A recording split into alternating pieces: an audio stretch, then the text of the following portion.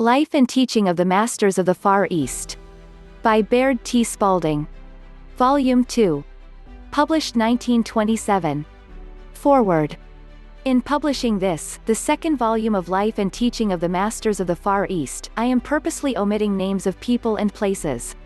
I feel that I am at liberty to withhold names of places and locations, according the reader the privilege of accepting as fact or fiction, as he deems expedient, the accounts set forth herein, remarking only that facts are at times more astonishing than fiction. At the time of taking up this work it was definitely understood that nothing should be published officially until the work had progressed to the degree where deductions could be reached regarding the life and teaching of these people. With the above statements fixed firmly in mind, I am presenting for the reader's consideration the Life and Teaching of the Masters of the Far East, Volume 2. In this I sincerely and with all respect remind the reader that the more receptive one is, the more one receives. Signed, Baird T. Spalding. Chapter 1. The morning of January 1st found us up early with faculties alert. Everyone seemed to feel that there was something ahead that would make our past experiences but stepping stones for those to come. As we gathered around the breakfast table, the friend joined us whom we had met on the roof of Emil's home in the little village where we had stopped while on our way here. You will recall him as the one who interpreted my dream. After exchanging greetings, he said, "You have been with us for more than a year. You have traveled with us and lived among us and shared our lives, and you no doubt have confidence in us. As you will be with us until April or May, I have come to invite you to go to the temple of the Great Tau Cross, which you have observed is cut in the rock of the cliff just outside the village." We found afterwards that the rooms of this temple were cut from the rock that formed a perpendicular cliff over 600 feet high. The openings that formed the rooms were cut deep enough into the walls so that all walls were of rock. Wherever it was necessary to place windows to admit light and air, openings had been cut through the outer wall of the cliff, which faced south. The openings for the windows were about 8 feet square and each room had 2 openings, except the first or lower room. This room had only one opening, which communicated with a large crevasse that was worn in the rock wall just east of the temple. When the rooms of the temple were cut from the rock, this room had no opening other than the entrance, which was from a tunnel cut from the solid rock and terminating in the crevasse mentioned. The opening for the window was put in later. Originally the entrance to the tunnel was hidden under a great boulder, which was one of a mass that had fallen from the sides of the cliff and lodged on a projecting shelf, and this boulder had been so arranged that it could be dropped into place from the passageway. When in place, it could not be moved from the outside. The only way to reaching this shelf was by a ladder about 50 feet long that could be raised or lowered from above. The openings that served as windows were fitted with great flat stones that fitted into grooves at the bottom, so that they could be slid into place. When they were in place there was, to one standing in the village, no appearance of an opening. We were told that this construction was resorted to for protection from the marauding bands that infested the country farther north. These bands at times came as far south as this village. The village had been destroyed a number of times, but the people had not been harmed, as they could take refuge in the temple. This temple had not been built by our friends but had been acquired by them from the villagers, to be used as a place to keep numerous records which they prized very highly. After their acquisition of the temple the raids ceased, the village had not been molested, and they all lived in peace. It is claimed that some of these records date back to the period of man's advent upon this earth, that these records are those of the Nakals, or Holy Brothers, as they were called, and that they came direct from the motherland of man. It is also claimed that these Holy Brothers came direct to Burma and taught the Nagas. These records seem to prove that the forefathers of these people were the authors of the Surya Siddhanta and the earlier Vedas. The Surya Siddhanta is the oldest known work on astronomy. These records place it back 25,000 years, the earlier Vedas they place back 45,000 years. It is not claimed that these are all originals and were brought here to be preserved. It is claimed that these were copied from the same records that the Babylonian records were taken from. It is also claimed that the originals from which these were copied are the original Osirian and Atlantean records. The rooms of this temple were arranged one above the other for 7 stories, and communication between the rooms was by means of a series of stone steps cut in the solid rock. The opening to gain access to the stairway was at one corner of the room and communicated directly with the stairway, which rose at an angle of 45 degrees until it reached a landing about 8 feet square where the entrance to the room above was cut. There was about 8 feet of solid rock left between the ceiling of the room below and the floor of the room above. The ceiling of the upper room of the 7th story terminated about 12 feet below a wide jutting ledge of rocks about 100 feet from the top of the precipice.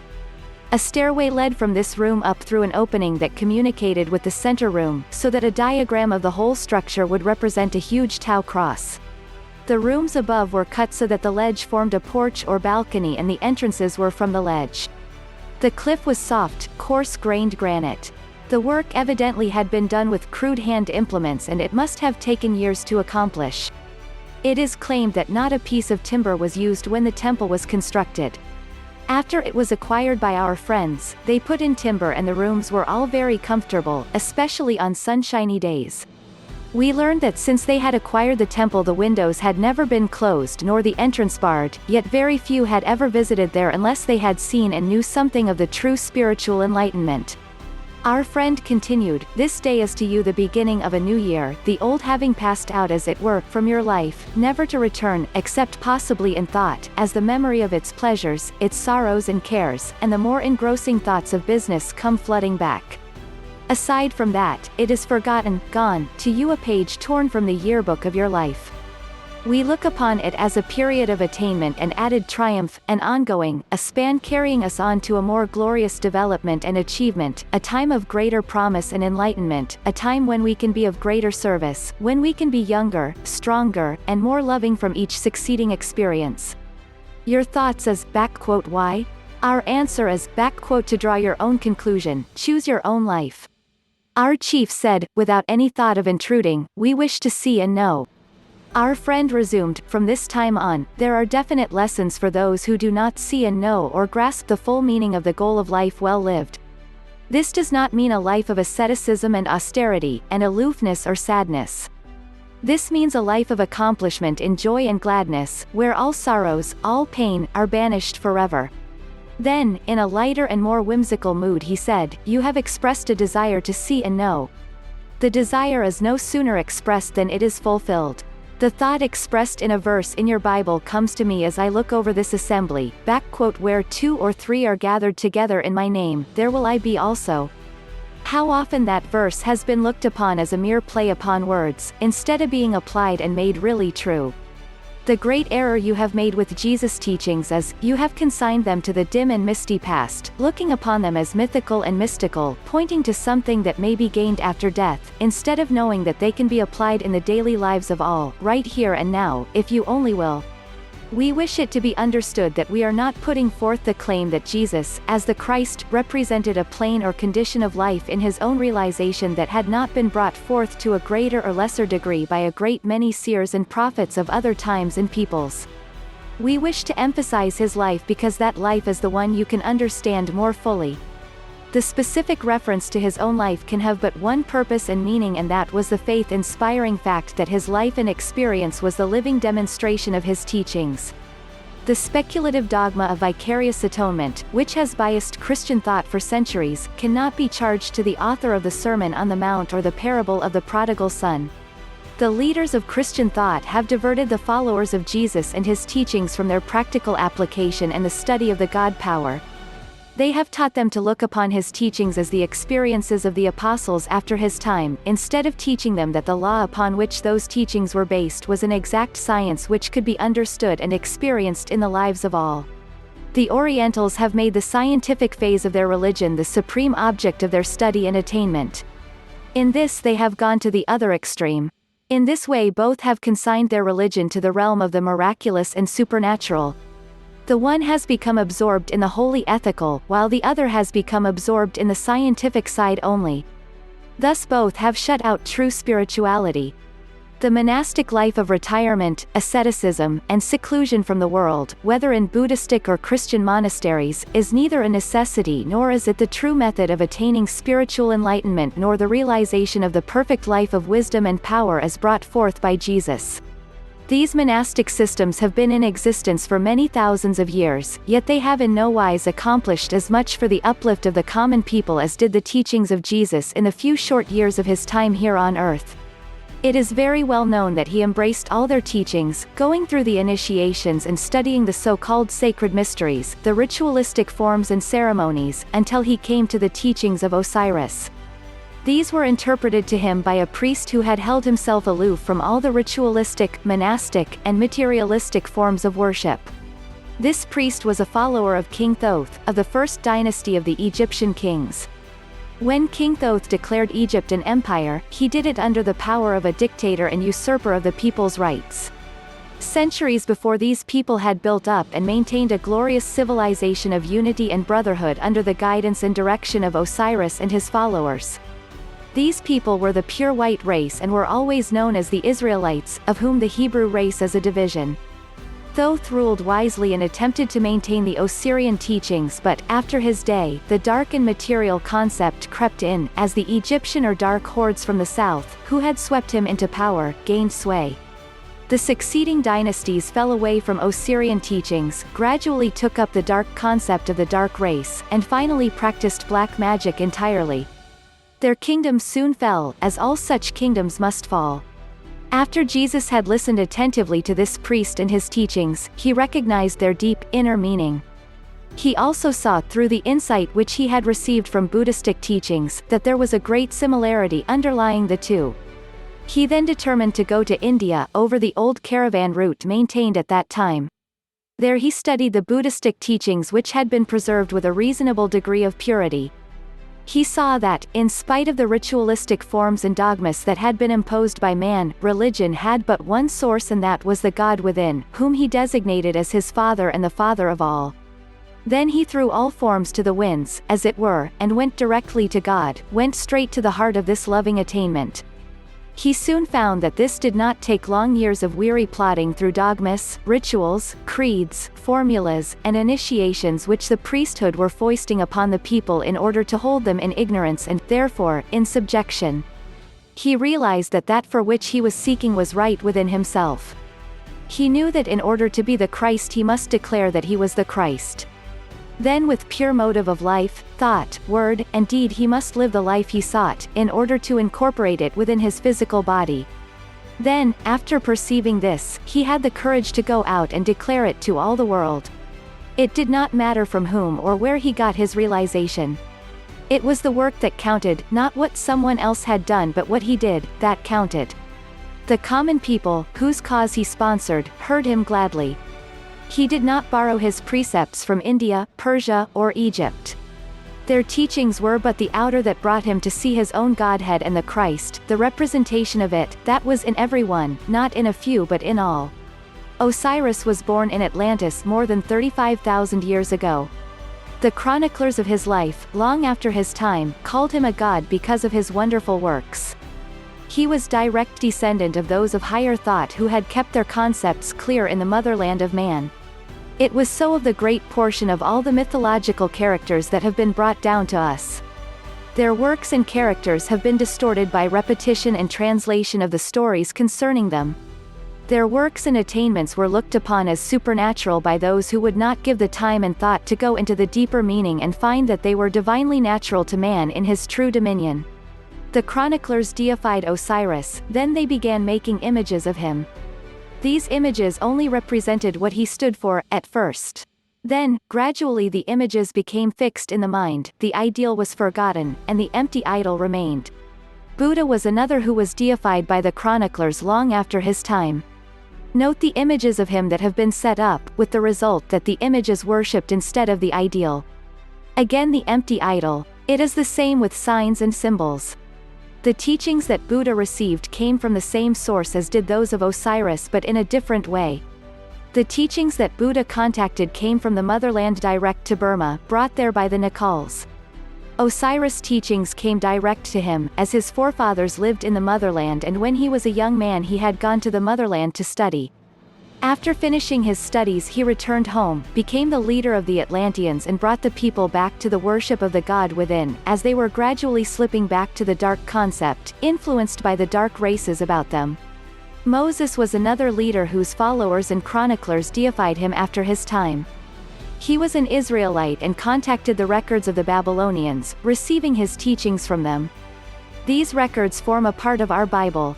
What Moses saw and learned from these records was written by him in the exact form and words. The facts which he put down were badly distorted by translators. I could go on and recall many more. Jesus saw and contacted all their teachings, then, in his characteristic manner, went to the heart of all these.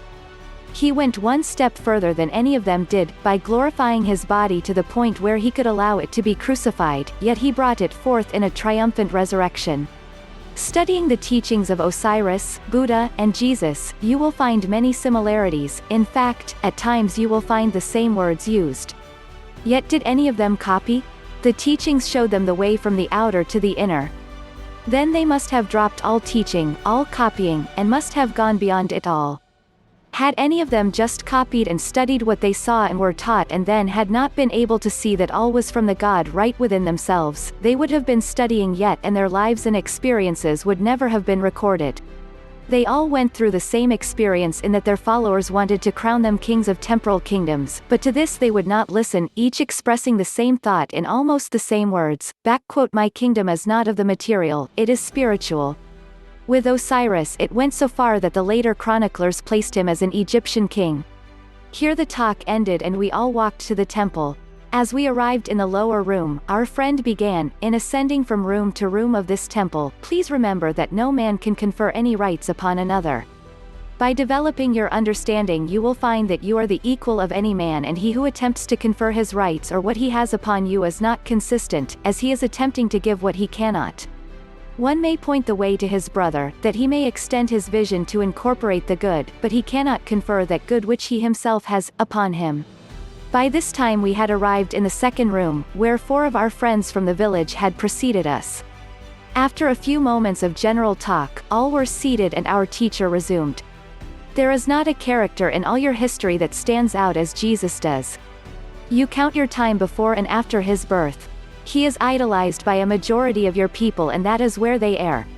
Instead of the idol, he should be the ideal. Instead of being made into a graven image, he should be real and living to you, for he actually lives today in the same body in which he was crucified.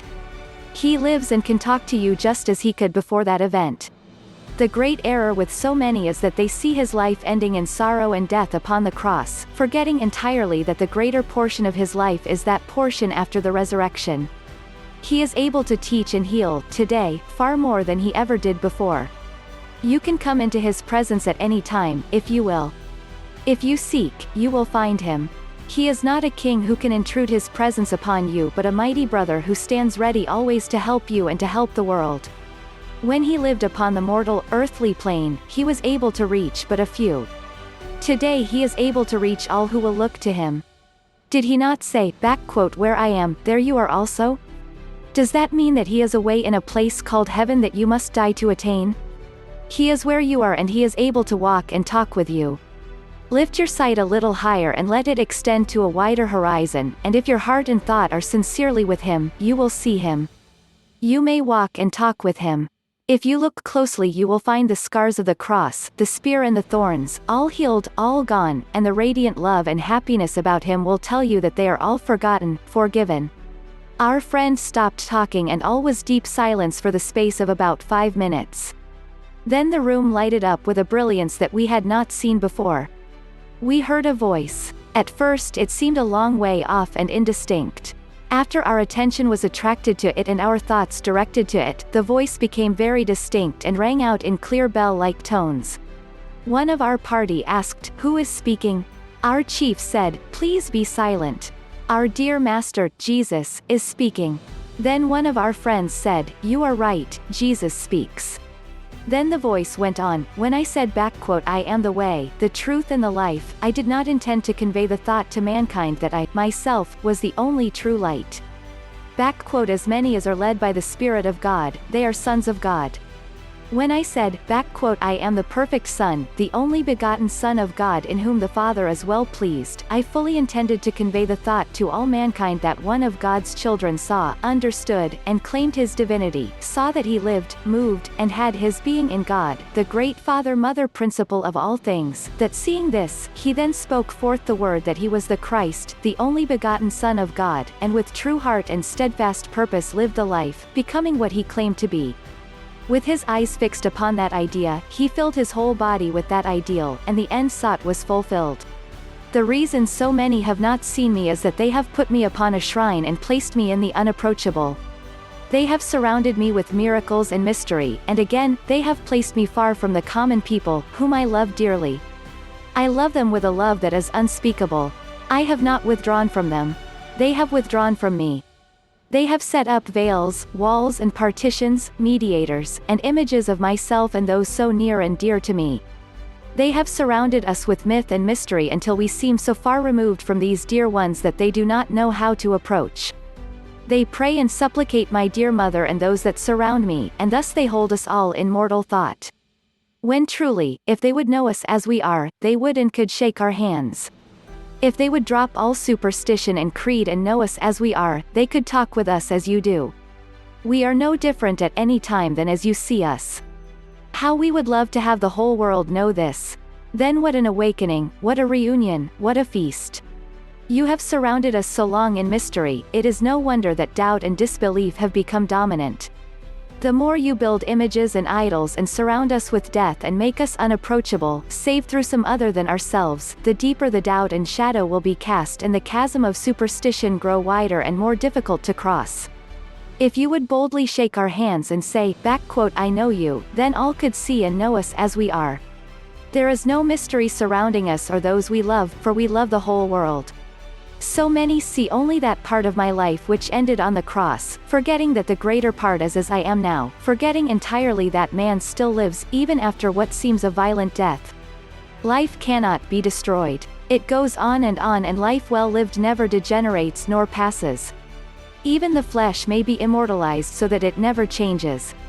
Dear Pilate, when he washed his hands and said, Away with him and crucify him yourselves, I find no fault in him, how little he knew of the history he was making or of the prophecy he was fulfilling.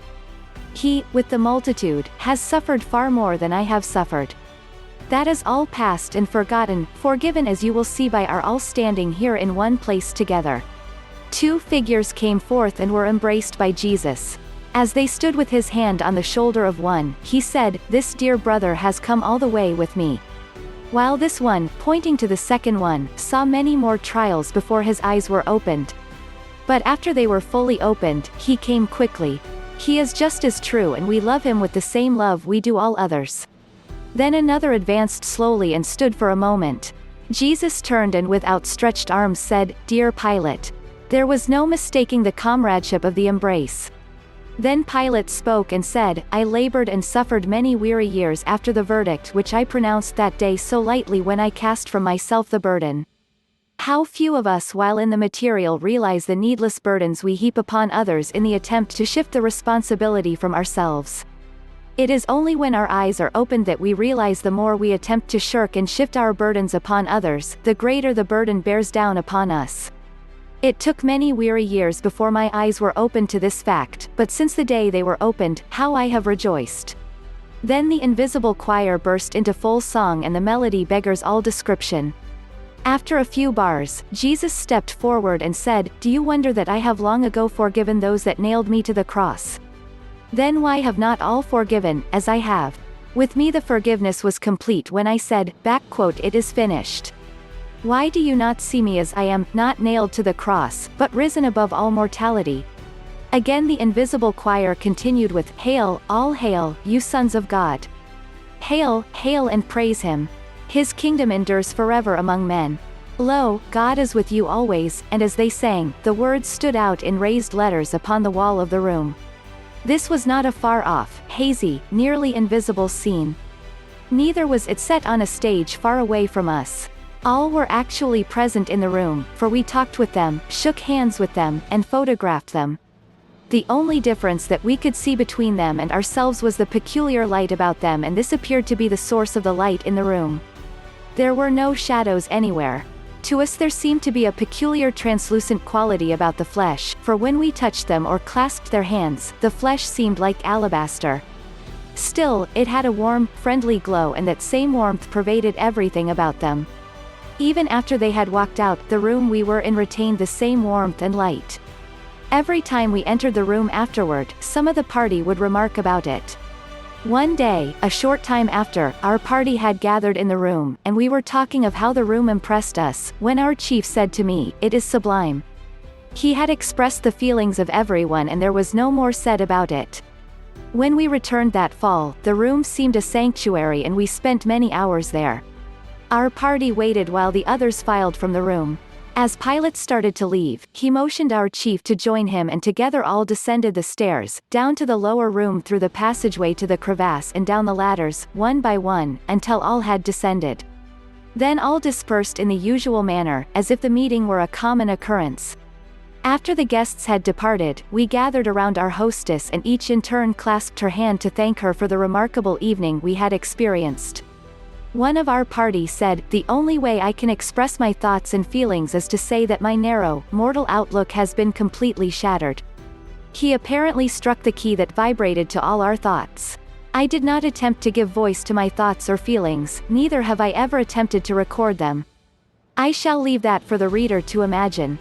After leaving our hostess to retire, there was not a word spoken. Each one seemed to feel that an entire new world had opened.